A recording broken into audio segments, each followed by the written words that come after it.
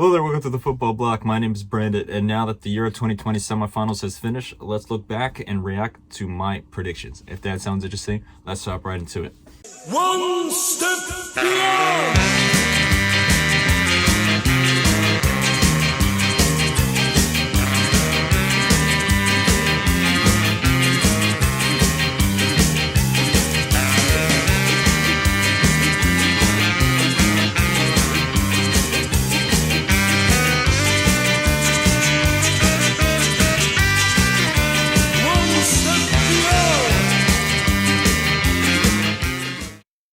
So the semifinals are over, and we were treated to two amazing matches. So let's take a look back and see how I did with my predictions, how correct I was, how wrong I was, and everything else in between. So as you can see here on my screen, we have the two matches here, the two match reports, and let's start off with Italy versus Spain. So in this match, Italy was the heavy favorites, as I said in my predictions, and I really predicted that they would just walk all over Spain. I initially said that Italy would win 2-0 over Spain, and that Spain was going to make mistake after mistake in defense, and that Italy was just going to exploit that, and that Spain would be unable to hold on to the possession as they like to do, as it would be really hard to win the ball back and retain the ball under the Italian pressure. Now, I was a little wrong with this prediction. I correctly predicted that Italy would go through, but as you can see here, Italy won. Italy only won on penalties after a 1-1 scoreline. It was a very tight match, and arguably Spain was actually the better team throughout the whole match. If you just total up everything from, regulation time into extra time, Spain were, again, arguably the better match when it really comes down to it. Now, I think Italy took their chances. They were much more clinical than Spain, but Spain created a lot more and held onto the ball a lot more and had more positive possession, as I would say. They really came out swinging. They went right for the throat. I think that kind of surprised Italy a little bit. I don't think they were expecting that at all. Spain had a lot of really close chances, but then Chiesa scored off an amazing counterattack, and that is one thing you always have to watch out for this Italian team.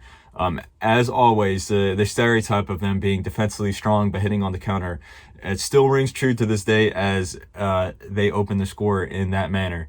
But when it was looking that Italy would only grow with that lead and then grow into the match and then just get stronger and stronger, Spain's quick movement in possession led to a really nice goal from Alvaro Morata, and then from there on, it was anyone's match. Like, it really could have been anyone's match. And to be honest, both teams looked very fatigued, especially Spain's expected, because including this match, their last three matches all went to extra time. So essentially they played a whole extra match of football when you total up the 3 30-minute periods. Italy, on the other hand, even though their match against Austria went to extra time, they haven't had all of these extra football like Spain have, but you can also argue that they played Belgium in their last match, one of the best teams in the world, and Austria took them all the way to the end as well.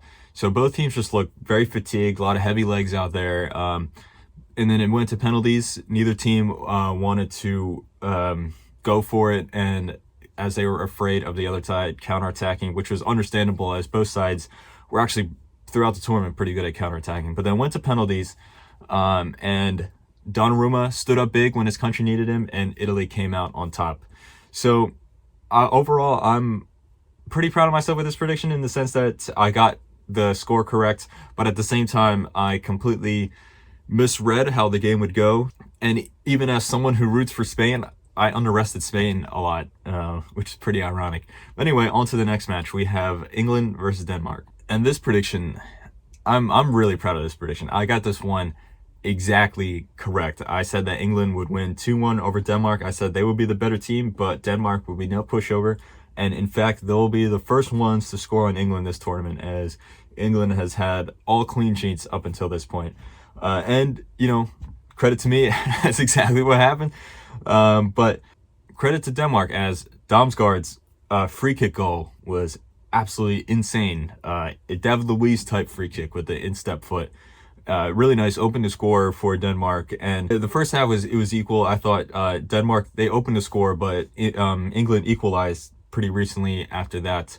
Both sides had some really good chances, But then into the second half and then into extra time, I felt England really grew into the match. I think Denmark, they're, they look fatigued, as we've seen, as we've seen in all the matches throughout the tournament. Every team that goes to extra time, they just get tired, and then England, while they looked fatigued as well, they just had more gas in the tank. And then also when you look in their bench and then you bring off guys like Jack Grealish, or Phil Foden, you bring these guys off the bench, it looks certain that England were going to win the match. Now, they did win the match in extremely controversial fashion, because Harry Kane scored off a penalty.